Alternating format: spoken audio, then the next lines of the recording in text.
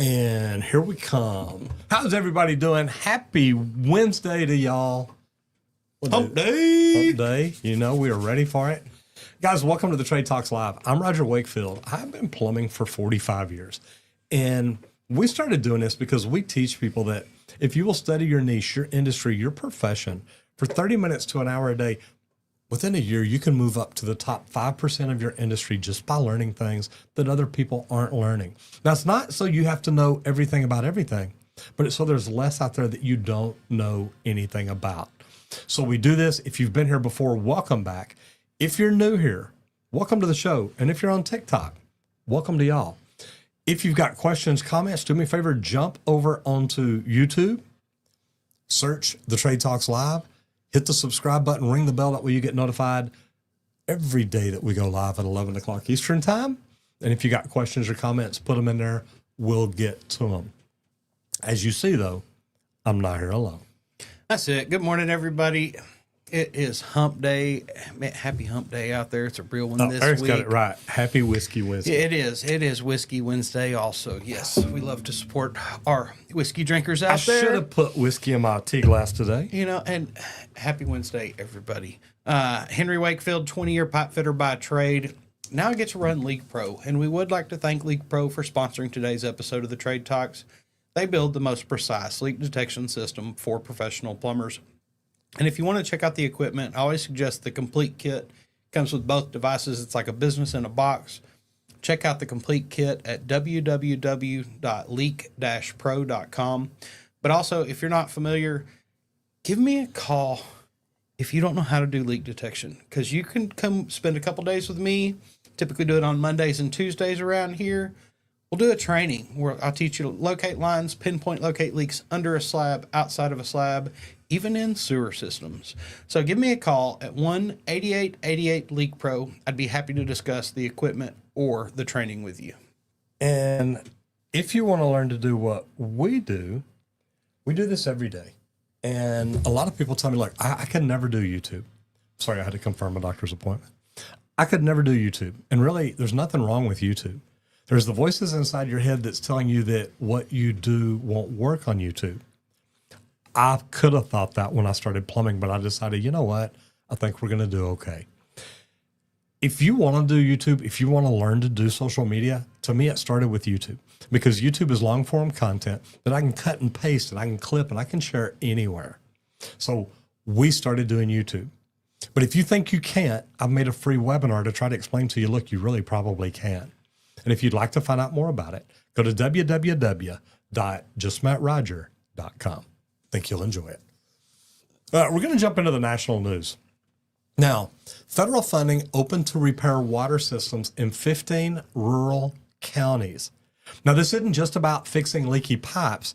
It's a major push under the Bipartisan Infrastructure Law, the BIL, specifically targeting communities that have been historically overlooked.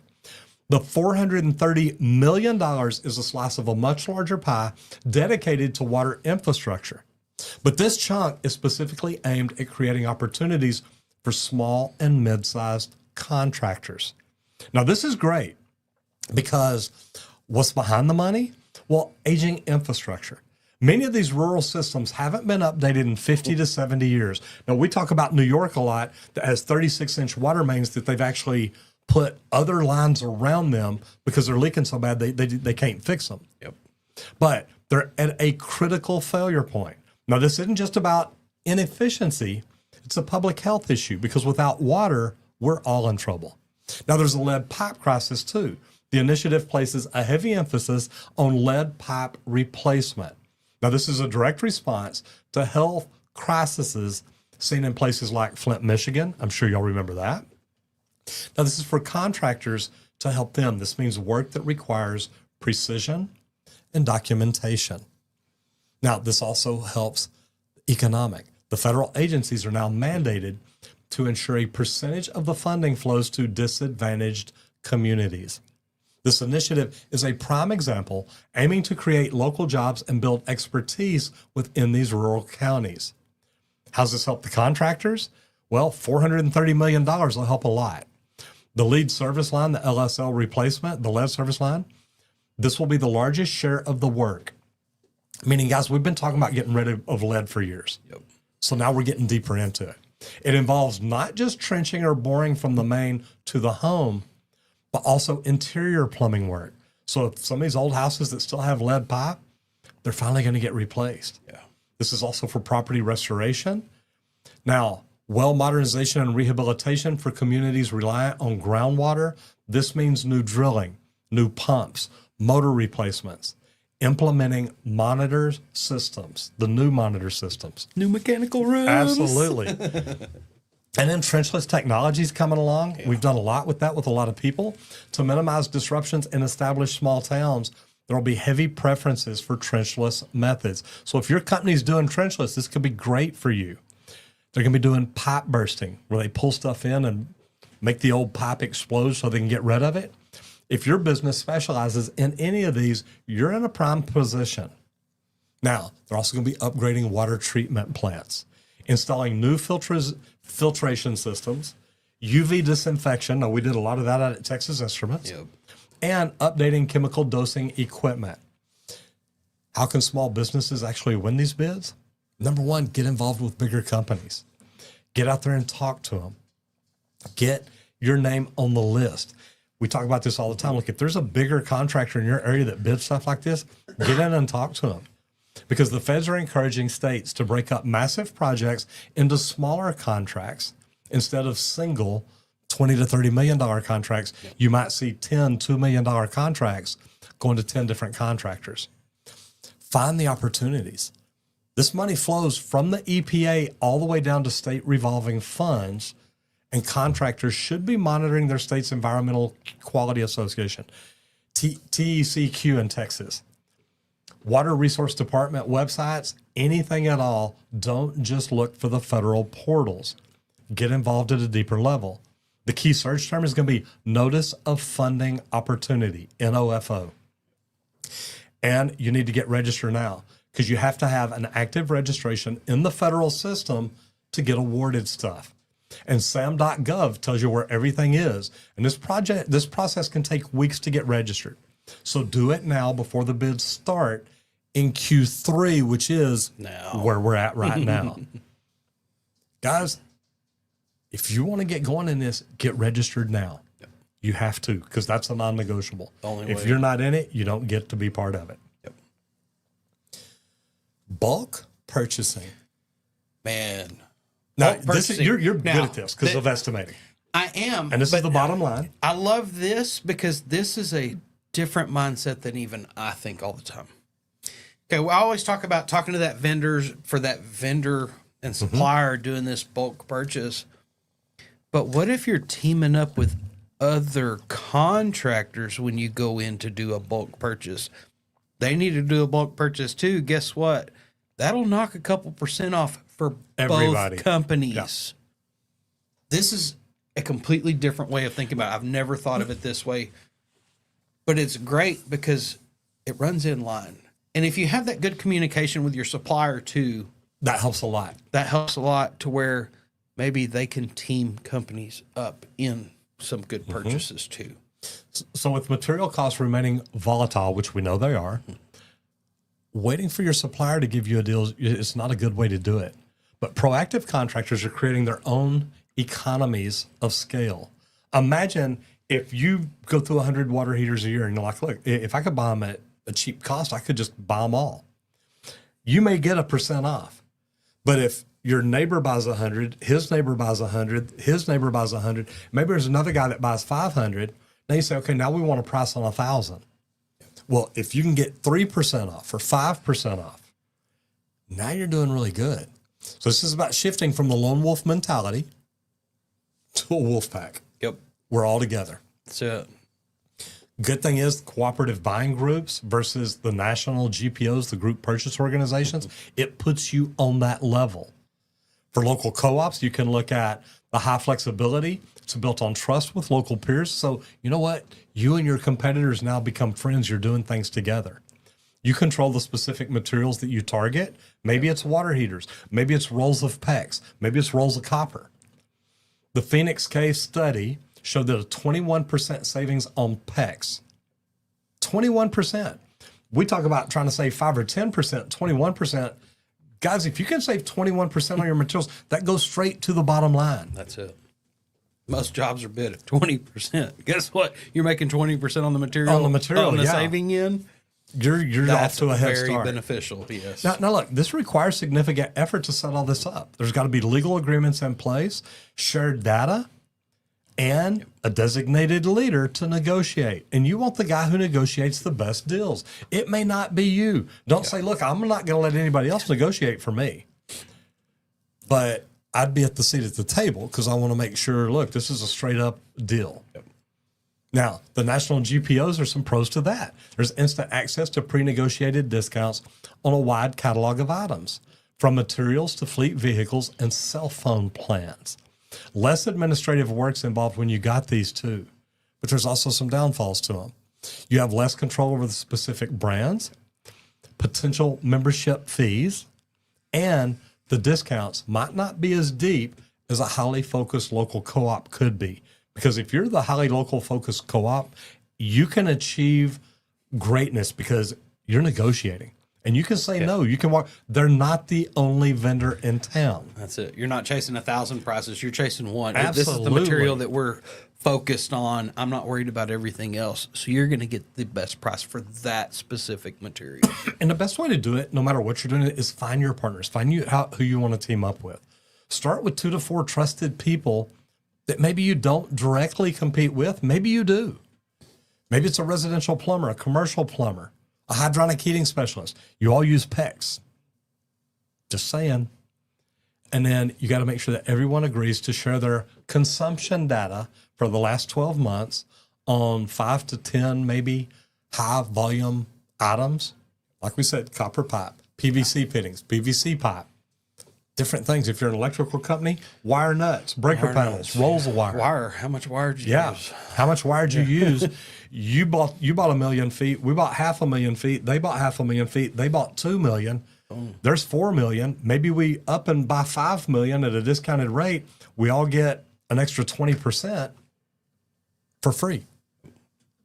Use a shared spreadsheet. It's the most crucial and sensitive step. Gathering the data, getting it there for everybody to see.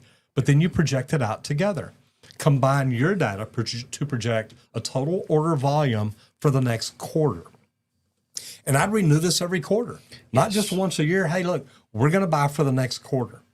Now, if you know what your yearly number is going to be, talk to the vendor and say, look, if you'll stock this in the supply house, every quarter, here's how many we're going to get, and we're going to be held responsible for it. Yep. But that's the number that you take to the negotiation table, what you'll use in a quarter. Then it's one voice, one order. Designate one person to negotiate. And then when you approach the vendor, you say, we represent a combined annual spend of $2 million on copper. How much of a discount can we get?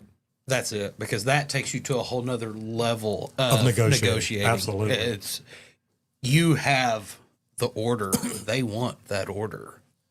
That puts you at a good spot on that table. But, and the good thing about this, too, you've got to understand how you're going to accept delivery. When is the distribution going to be? Because they've got to know. They can't just say, look, we'll hold this forever for you. Yeah.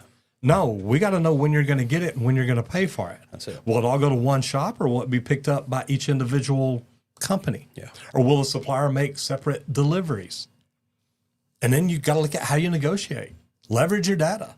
We're currently buying 500,000 feet of PEX or 50,000 feet of PEX, whatever it is, collectively. Now you're coming in, you're negotiating as a much bigger collective. And what pricing tier does that unlock? You're going to go beyond the price. You're going to negotiate better payment terms, maybe net 60 instead of net 30. Guaranteed stock levels. They can't run out of not just the pipe, but the fittings to go with it. Yep. Hey, if y'all don't have the fittings for us to join this, y'all owe us another 2% or something. You've also got to be able to set up a rebate based on the total volume at the end of the year. And guys, if you do stuff like this, it works. Safety, scaffold inspection. And I got to tell you, I love this because now they're using drone here, but when I went to Skills USA, the roofers set up a scaffold where you can climb up top and look around and all that, which is great because they roof the top of it. They deck it. Yeah. But there's sign off tags every day you go up. It's signed off on by somebody that is competent. I love that. So drone now. Drone inspection. I love this.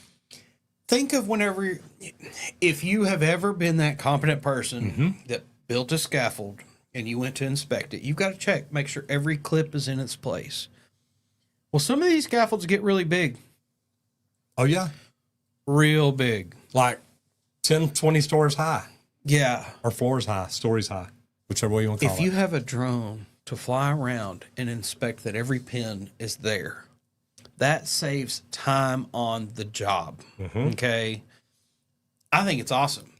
But also, there's a lot of other things that drones can see that we can't. Yep.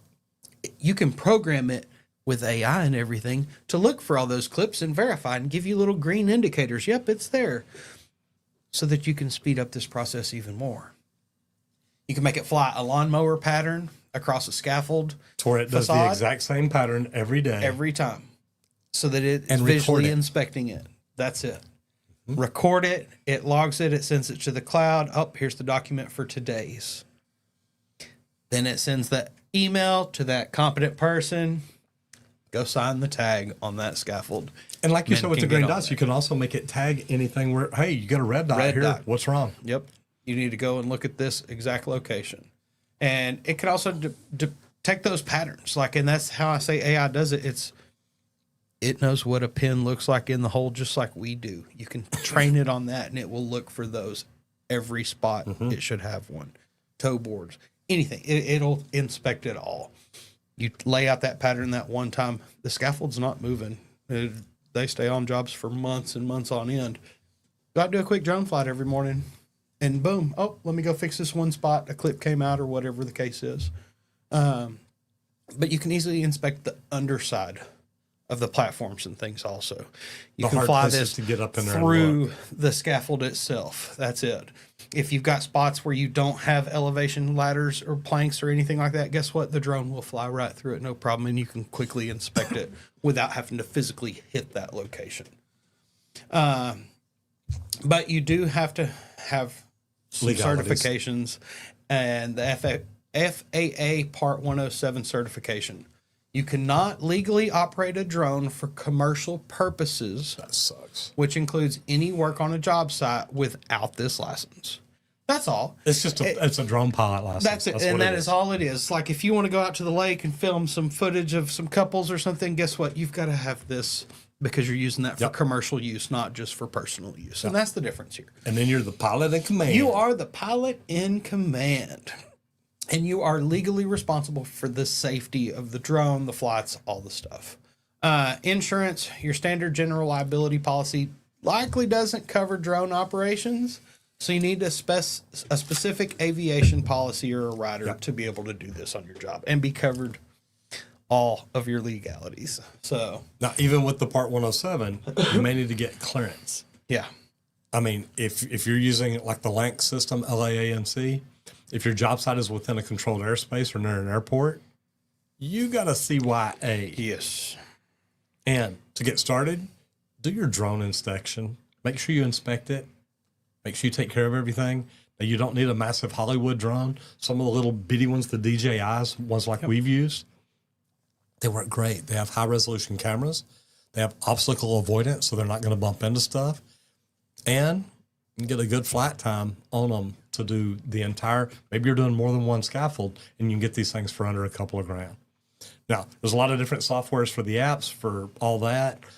Drone Deploy is one, but 3D modeling, you can literally make it where it builds out this whole thing and inspects it every day. And then look for the training that you need. You can get your pilot license for about $300 or less, depending on where you go, how often they offer it. But you want to make sure you have all that in place before you get a drone out on a very complex job site environment.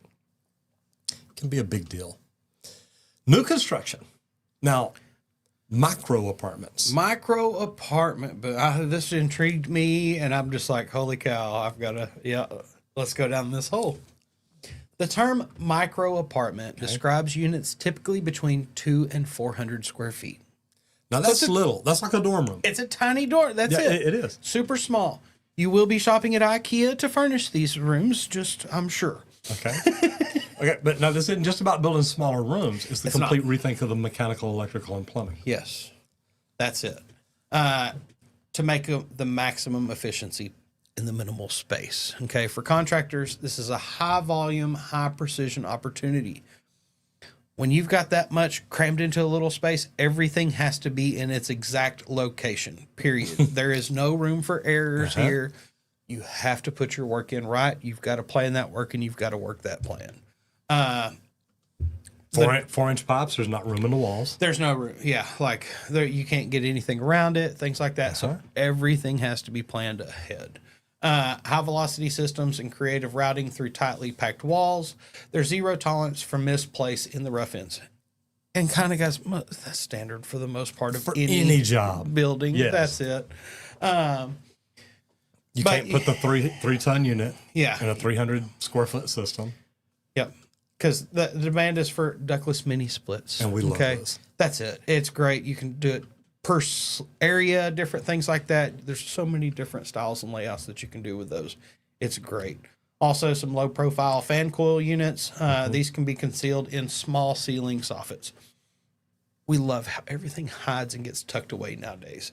It's great. And we try to do that all the time. There's also some centralized VRF systems and things like that. You've got one outdoor unit that serves dozens of indoor units, each with its own control for their And we've individual seen that spaces. in construction, like in Utah. You know, see you it all walk in, the it's got time. all that stuff there. It's like, man, this is crazy. See it in office spaces, things like that, so that every room can actually be controlled differently. This means more circuits that you'd expect in the square footage, dedicated outlets for desk setups, entertainment, and smart devices, all leading back to compact, often smart electrical panels. And that's the major thing. Everything's getting more efficient. And IoT, That's it. it's got to be ready for it. Yeah, we got some more IoT coming up Oh, later. yeah. Also, prefab bathroom pods. This is a game changer. It's fully self-contained bathrooms. It's built and just shipped out.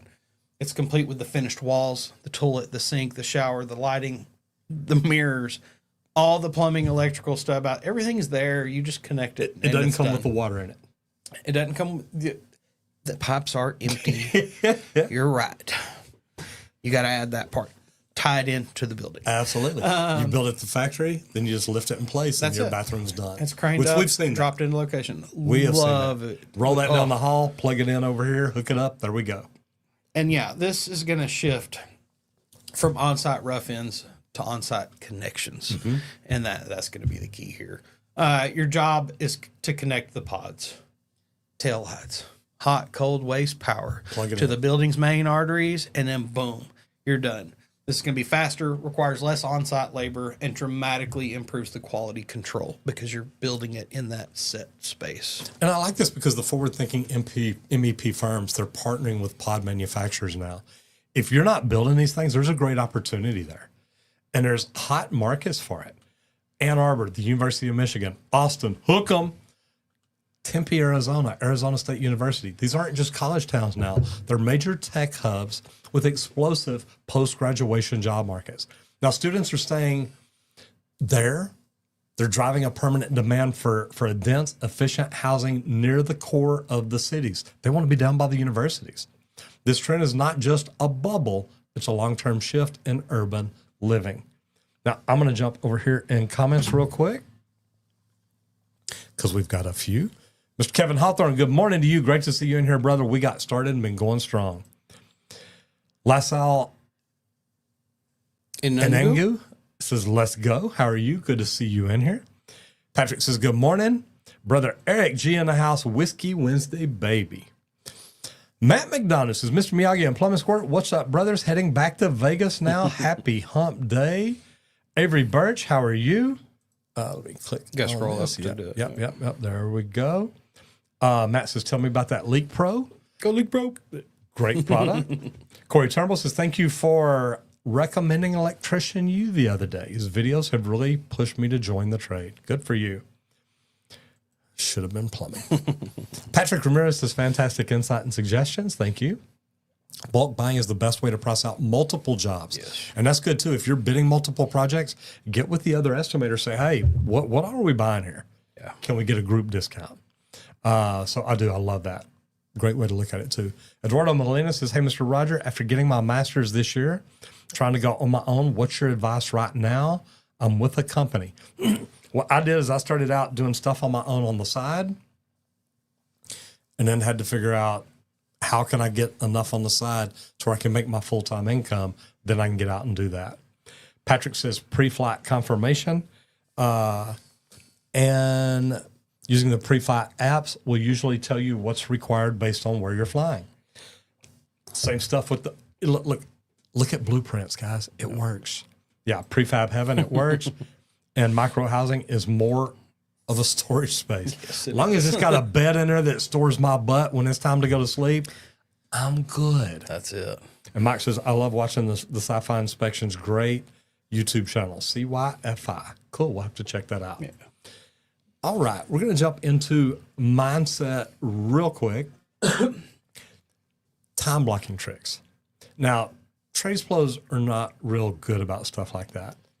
And me, I'm one of the worst about it because there are so many different things that time blocking would help work it out for me. But if you look at a plumber and he says, "Okay, look, my schedule 6 to 6:45. Now, 45 minutes there, that's quite a while. But dispatch, prep, review the day's jobs, check your material stock on your truck, map out the most efficient route. No interruptions, phones on silent. You don't have time for phone calls. You need to get there. Maybe hands-free. But then 6:45, 7:15, crew huddle. Quick stand-up meeting with your technicians. Here's the goal for the day. Here's where the parts you need are. What questions do you have? Get everything covered. 7:15 to 11:30, you're in the field. Okay? This could be your running calls, designated time to visit active job sites, anything like that. Quality control, what do you need to take care of? 11:30 to 12:30 if you're the owner. Admin. It's the key to protecting your company. Know your emergency calls, check on those, check your emails. You train your customers and team that this is when they'll hear back from you. You tell them, look, from 11:45 to 1:15 or 11:15 to 12:30 is this one. That's when you'll get my call back. They'll be waiting by the phone. 12:30 to 1, guess what? Lunch break. Take a lunch break. Get away from your truck, get out of it, go get something to drink, go get something to eat. Then at 1 o'clock, back in the field, 1 to 4. Revenue generating, now you're making money. From 4 to 5, this is your closeout. Order your materials, make your payments, collect your checks, do your invoicing. Collect your money. That is the hardest thing as a plumber that I did. Remember to collect the money. So take care of it, do what needs to be done, and you're going to be good. If you don't do stuff like that, you're going to have problems. Where in the heck? Went way too far. Did I go too far? Okay. Oh, there we go. Now, if you want to do what we do on social media, you want to learn how to do YouTube, but you think you can't do it, YouTube's not the problem. It's the voices in your head. I made a free webinar for you. Go check it out at www.justmetroger.com. Then there's LeakPro. Everybody, we would love to thank LeakPro for sponsoring today's episode of the Trade Talks. They let us come in here and talk trades with you for an hour each and every day, Monday through Friday. And LeakPro builds the most precise leak detection system for professional plumbers. I built a couple different devices. I built a probe, T-handle style, and it's solid. It's got a stainless steel rod on it, which is real durable for probing in and out of the ground. That's the one we prefer for that meter to the home service, any irrigation lines, things like that. When you go in the home, you really want that Sidekick. Sidekick's the pistol grip style with an aluminum rod on it. And that aluminum rod, it's a less dense metal, so it enhances the sound even more. That's what we prefer when you go indoors, you're listening through driveways, sidewalks, anything like that, because that less dense rod, it kind of eliminates the layer of concrete when you're listening through any type of slab. So check out the complete kit at www.leak-pro.com. But also, if you're not familiar with how to do leak detection and you're tired of sending leak detection jobs Get trained to the leak detection people, guess what? I built it for plumbers. It's easy to use. Come out, spend a couple days. I will teach you the process. And by the end of that 2 days, you will learn to live by that process and you will find your leaks. We go through line locating, pinpoint leak detection under the slab, outside of the slab. But also, I've got a couple sewer systems set up, cast iron and a PVC where I'll teach you to go through there, go to that double clean out outside of a home, and do testing to determine exactly where a sewer system's leaking. So do me a favor, give me a call. Let's talk about the equipment or the training and how we can add this to your business or your list of services. Give me a call at 1-8888-LEAK Pro. I'd be happy to talk to you. Matt McDonough says, go Leak Pro. That's right, brother. All right, all trades. Material laydown area strategies for mixed trade projects. Now, we all fight over space, always. Everywhere. And on a complex job site like a hospital or multi-use building, the laydown area isn't just a storage space. It's a logistical battlefield. We fight over it. We argue it. Yeah. We move people's stuff. We do everything. And winning this battle requires proactive strategies, not just showing up and hoping for the best spot. The GC's primary goal is schedule. You know that. He has to adhere to his schedule or liquidated damages kick in and he owes people money. Material chaos is the primary cause for delays. Because if you don't know where your stuff is or you don't have room to order stuff and get it in, it can lead to big problems on the job. Now, the general contractor's perspective is they see a laydown area clogged with one trade's materials that's not going to be used for 3 weeks. You can't deliver every piece of cast iron you're going to need for the entire job. And then blocking another trade's delivery that's needed today, they call that a schedule constraint and they will fine you for it. They want predictability above everything else. Proactive strategies for your trade. Pre-construction meeting is the key. Before a shovel hits the ground, talk to the GC. What's the laydown logistical plan? What area do we have? How much room do we have? Can we see a map? Can we see the distinguished areas for each trade? This shows you, or shows them really, that you're thinking ahead. Keep it simple. Keep labels up.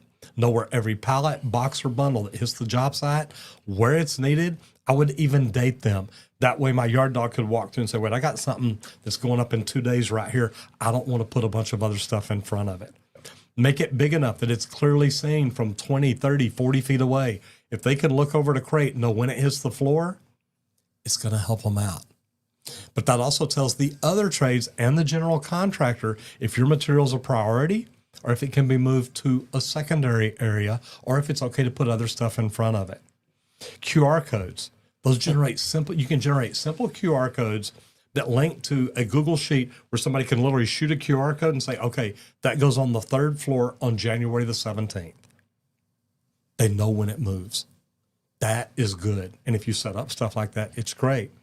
But know the floor number, know the intended install date, tape it to your pallets. If you need to, put them in plastic sheets so they don't get rained on or don't get wet. It's cheap, it's fast, it's impressive.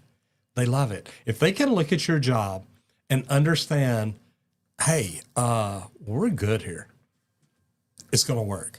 It really will. That's it. And a big key for the laydown yard is just-in-time deliveries. Yeah, set that we up need with this your tomorrow. suppliers. Get it out here today. That's it. I've worked on so many large job sites where crane time was scheduled to the minute.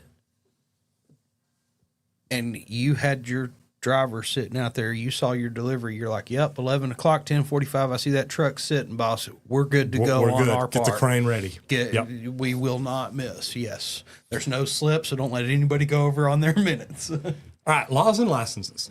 Now, mandated cybersecurity training for small home installers. Smart home installers. Told y'all there was more of that IoT coming. You know, here we go. I love this. Look, I love it. This is something we talk about a lot, and guys, it's becoming more and more popular each and every day. Yeah. So for years, liability for a smart home hack was a gray area. They were always afraid, well, if it's a smart home, anybody can control it. If it's a smart car, he can get control of it and kill me while I'm driving. Why did you ask for the code to my truck the other day? Don't worry about it.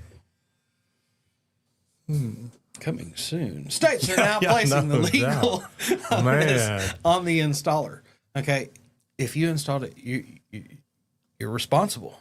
And if you want to argue that if you connect a device to a network, you're responsible for securing that device, that connection, so that nobody can hack into it and run you off the road. So I hope you got control of your truck. But the fines in Washington are the canary in the coal mine. When the bird dies, it's time to go. For the entire country. Yep. Okay. The new landscape of the liability, guys, the major threat here, every smart thermostat, the IoT. IoT enabled water heater, or the security camera, it's a computer. Yep. Hackers don't hack the thermostat to change the temperature. They hack it to get onto the network where they can access bank accounts, personal files, and other sensitive data. They can clear you out. You've seen those movies? That can be real. Yeah. It is real. They can already do it. That's it. It happens. So as the installer, you are the IT guy for those devices.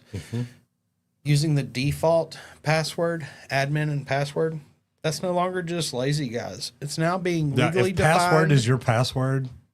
It's legally being defined as professional negligence. You are just letting it roll. No, that's not how it works. So the Washington state precedent, the fines weren't against a homeowner. They were against a low voltage installation company. The state successfully argued that the company's failure to secure the network constituted an unfair and deceptive business practice. This is a model other states are already copying. Yep. Okay. Core skills that your crew has to know and what the training's going to cover. Password security 101. Never leave a default password ever. Teach the crews how to create the strong, unique passwords and deliver them securely to that homeowner. You don't speak it typically. It's written down, you hand it to them. That's it. Nobody can see it. Nobody can. And I like that. creating my own password on stuff, hand it to them, and say, you need to go in and change it. this. And use numbers, letters, caps, small, everything. That's it. And just say, look, it needs to be this long. What did we figure out? At least 11 characters. Yeah, at least 11 characters. It'll take them 2 years to hack it. Yeah. And if they're If you go busy 12, trying to it's get 14, if you're- 4 years or something. yeah, and if you go to like Double. 30, it's like 100 years. I mean, it's it's crazy. You also learn some network segregation. This is the most important concept. Advise customers to create a separate guest Wi-Fi network just for all of your smart devices, your IoT. Let it live on a different network than your computers.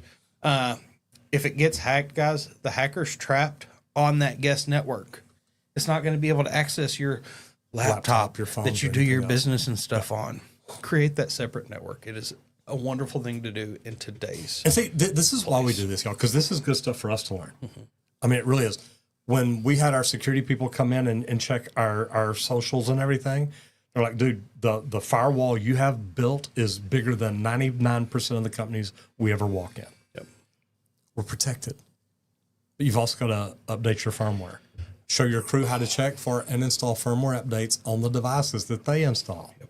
These updates often contain critical security patches and document that you perform the update on the final invoice. Ooh, I like that. Yeah.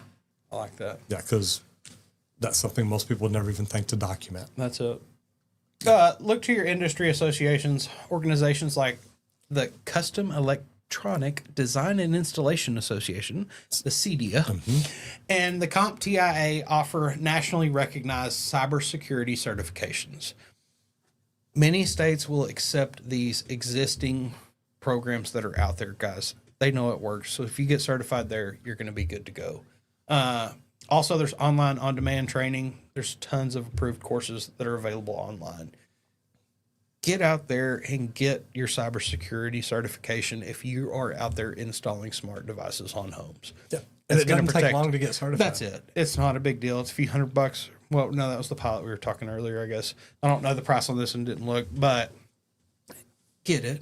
Yeah. It's worth having, even in your own home and for your own knowledge base, so that you don't get your bank accounts hacked at home. Learn it for take the you, learn it for your responsibility customers. yourself. That's it. Document everything, though. Keep a record of which technicians have completed trainings and when it was. Also, just like we were saying, do that proof that you updated the firmware. Yeah, I did it. I ran the updates. Here you go. Here's the log. Here's when I did it. Show it and keep that proof. That documentation is the key to covering your butts. It will keep you covered. Oh my gosh, you poor folks. We'll hit some rotation. Boy, we let the ball drop today. Okay. Business training. Now, filming clear video walkthroughs for proposals.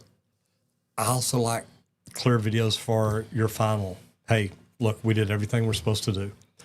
A standard PDF proposal is static. It's impersonal. It's an impersonal, not in person.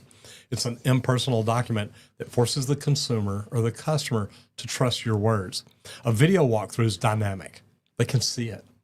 Personal experience that allows the customer to see the problem through your expert eyes, building trust and dramatically increasing your closing rate. You know, I talked the other day about finding a gas leak on a riser going down in the ground. And literally, once I was soaping the fitting up top and the bubbles juice ran down to the bottom, it started bubbling. So I literally pull out my phone, start videoing. I go in and say, hey, look, I found your leaks right down here. And they're like, oh my God, we got to replace the whole gas line. It's like, no, we can probably just do a riser, but we won't know till we dig it up. But then we told them there's another riser on the other end, so it may be smart to go ahead and change them, because if this one is corroded, the other one possibly could be too. But the whole psychology behind it is show, don't tell. So when you write on there something is failing pressure at, say, the reducing valve or something, the customer sees the words and a price. But when you show them a video of the corroded leaking valve while you explain it, you can see that this is active corrosion right here. This is why your water pressure is fluctuating. And here's the sound that it's making. The problem becomes real and urgent. And then you've transferred your expert understanding to them because they can see it.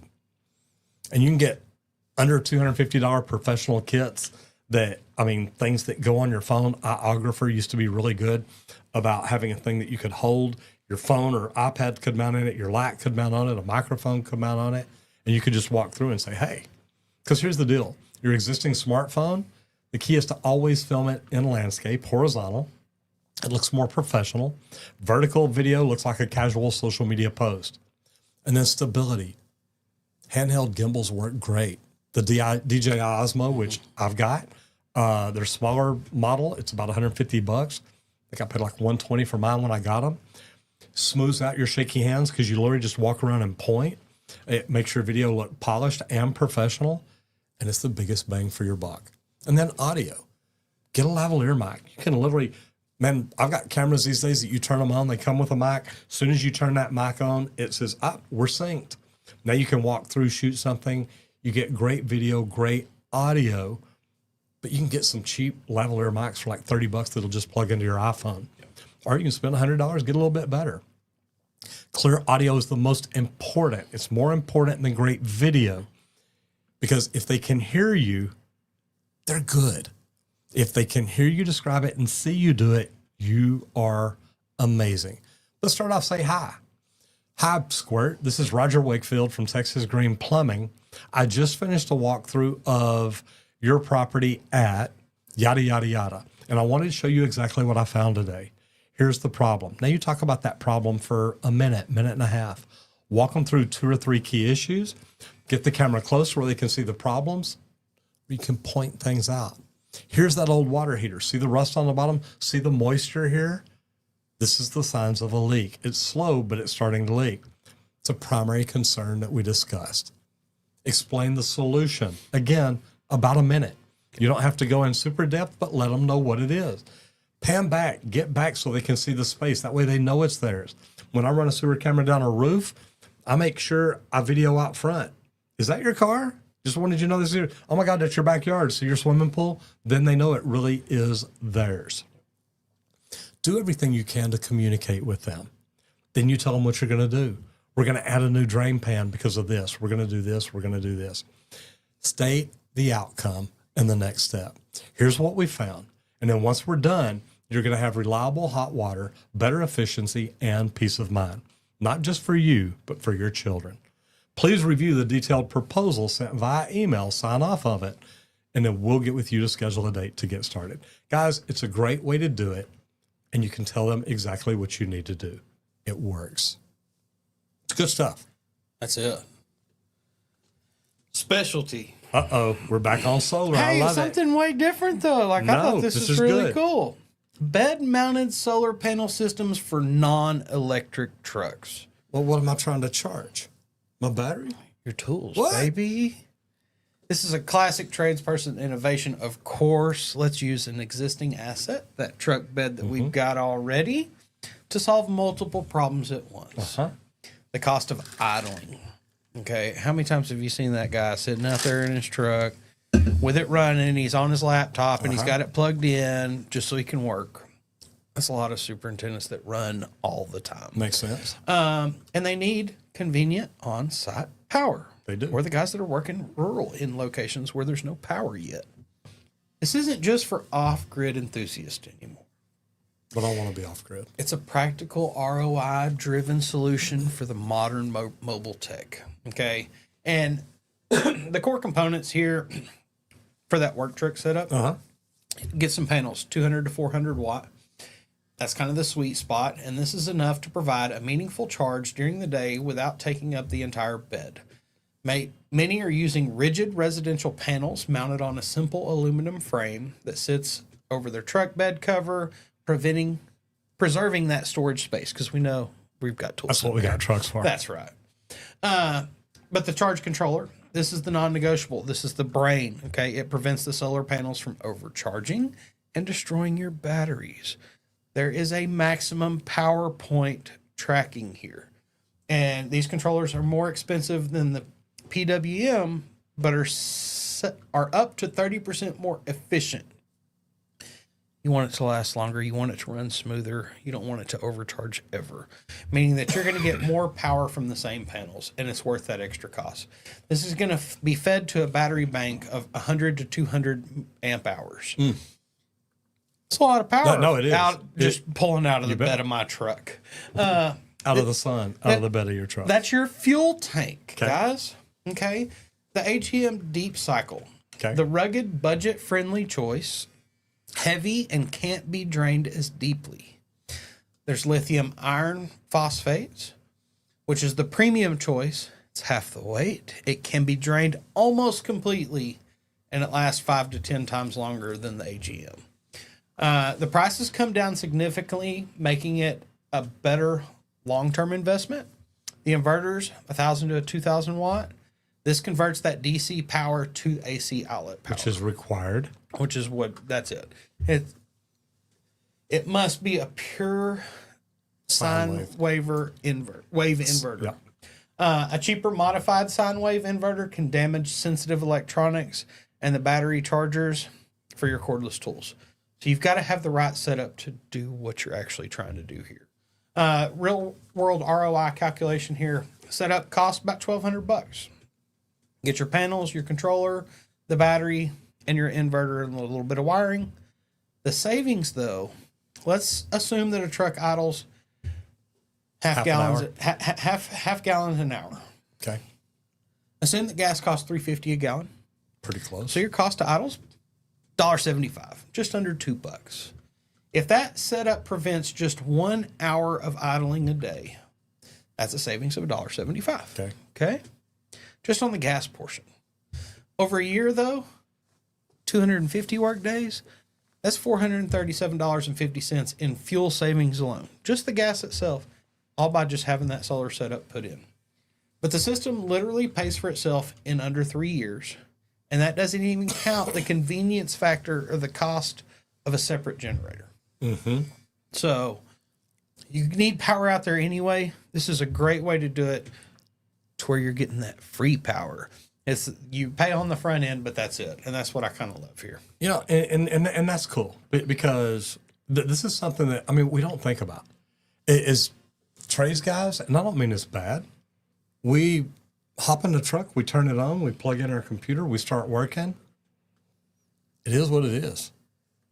And to be able to look at it like this and say, wait, this is a whole different way. I've got battery pack back there that I can plug in. You've got the inverter, so now you can just plug your computer into it. Yeah. You've got the surge protectors in there to protect you. You're not going to burn it up. You're not going to do anything bad. Not a bad deal. Got your Milwaukee battery Got wall your plugged Milwaukee in. battery wall plugged into it, charging up, doing good things. That's it. Now we're going to jump into social media.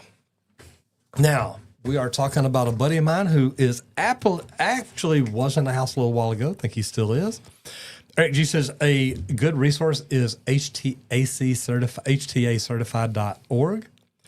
Scan Probe says, afternoon, lads. How are y'all doing today? Afternoon Good to see over you. there. And Matt McDonough says communication is a major piece of keeping customers.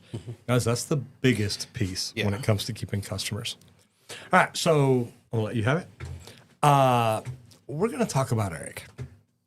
Now, I met Eric G. I literally went to KBIS a few years back, and he was speaking. He was actually doing a demonstration. And, man, I watched the guy, and I'm like, man, I like this guy. He is really, really good. Now, he has since become a good friend. We talk often. He's come to Dallas. We've done some stuff together. When I'm in Vegas at KBIS now, I look for him, find him. I was actually on a live stream with him. We've done some pretty cool stuff. But let's go ahead, Randy. Let's go through this show. First of all, y'all, it is Around the House with Eric G. That's it. So there's aroundthehouseonline.com.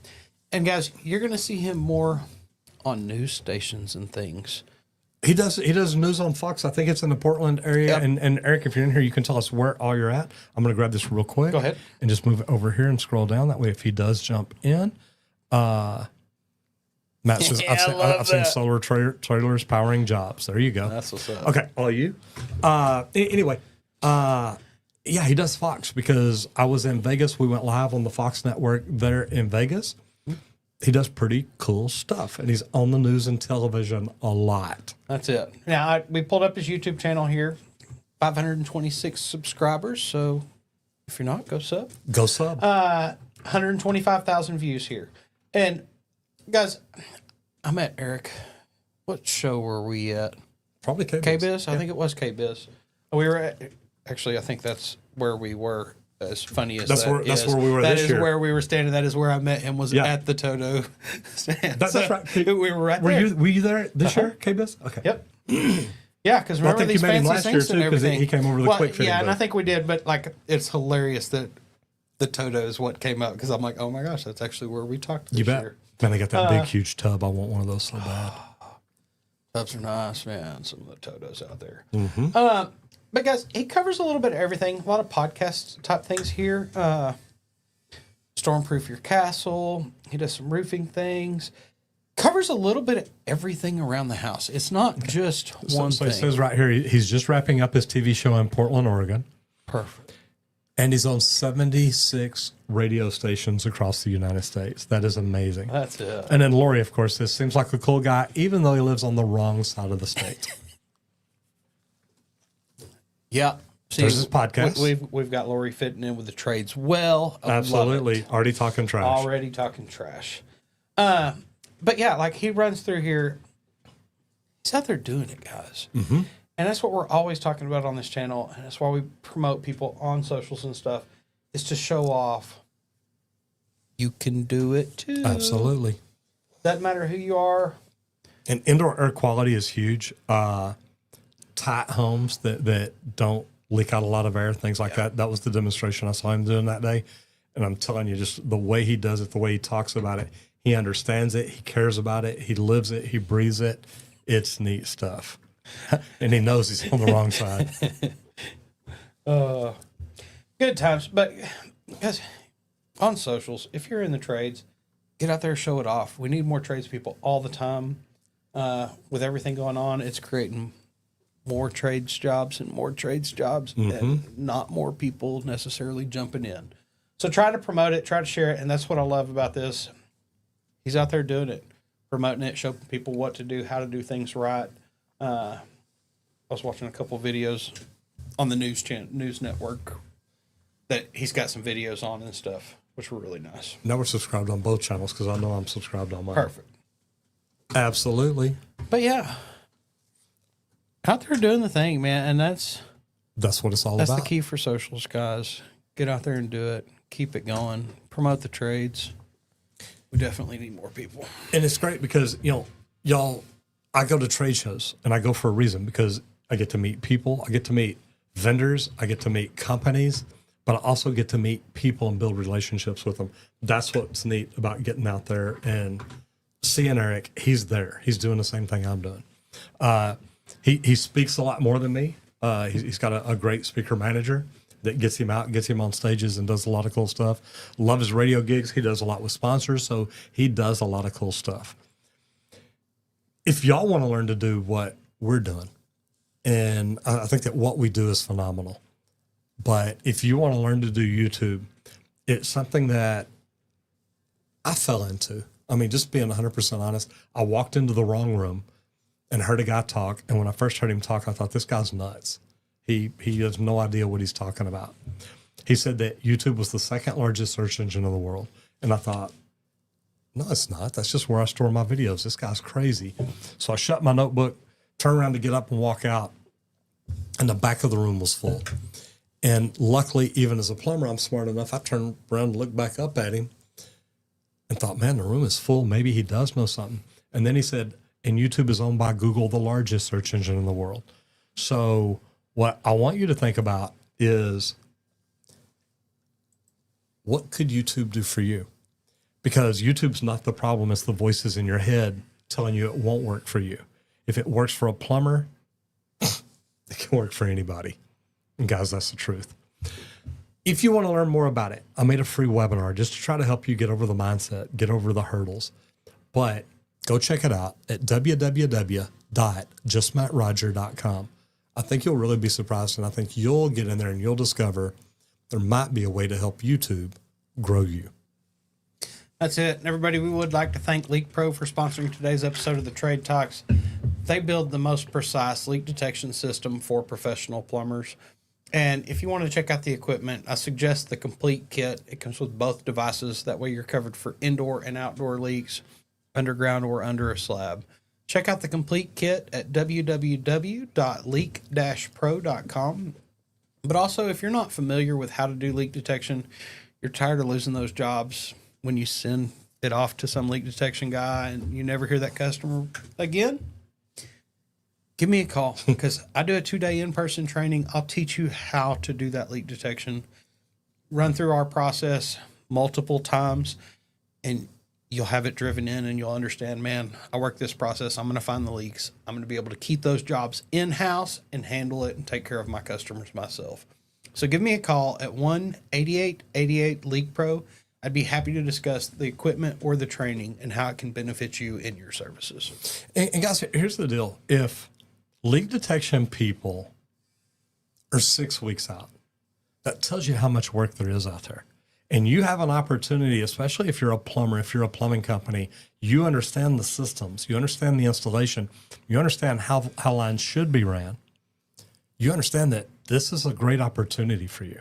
And if you're not sure, call the leak detection people around you and find out, look, how far out are y'all? If I needed somebody to come do leak detection on a water or sewer, leak detection, leak location, leak isolation, whatever you want to call them and ask them, how soon can I get you out here? Because I think you're going to be surprised. Most of them are going to tell you it's 4 to 6 weeks. We hear that from people all around the country. So check it out and understand, if they're that far out, you have an opportunity to take over some of that work. Because then you're like, look, hey guys, y'all want me to take on half that for y'all? Because I can get y'all caught up. Now they may say no, but then again, if they know they're going to lose it, they may say yes. So the opportunity's here, and the opportunity's here for you.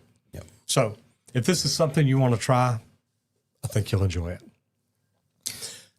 Go ahead. Happy Hump Day, everybody. Happy Whiskey Wednesday. It's all downhill from Great here. talking about Eric G today. Yeah. You know, I love talking about people that we know, people that are doing good things. Patrick Ramirez says, awesome job, guys. Thank you so much. We do appreciate it. And Gene Lubin says, it said that there is a huge shortage, but many companies don't seem to lack Bringing apprentices in. And, you know, some of them don't. And it's kind of funny because we've talked about putting together a course, teaching the basics, stuff that you could do at home, stuff that you're like, look, I can do it. Now when you come and say, look, I've got experience. I can rebuild a toilet. I can do this. I can do this. I can do this. It's not a lot of major stuff, but it's stuff that you can say, look, I've done it. Now they're like, okay, maybe we can put you on then. So anyway, stuff that we've talked about doing. And Matt, 2 days. Is it all day? It is 2 days of full training. days of Yes. training here just outside of Dallas, Texas, bud. 2 full days. 2 full days. But we do in the have lunch and Texas we do sun. have dinner. Yes, indeed. Eric G, thank you, brother. Guys, if y'all did not jump over and subscribe to Eric G's YouTube channel, do that. And he's on other social media platforms too. Go check him out. it will surprise you the things that you can learn. I know that I love watching him because I learn. Thank you all for being here today. I'll be back in tomorrow from here, and then Friday. Find I'll out be right after. coming to you remote. So anyway, Yeah. looking forward to seeing y'all. Guys, whatever you do out there today, do it safe and have fun. Everybody, thanks for showing up. Happy Wednesday. Hope to see you back here tomorrow. Get out there and hit it effing hard. You know we will. Bye, guys. See y'all.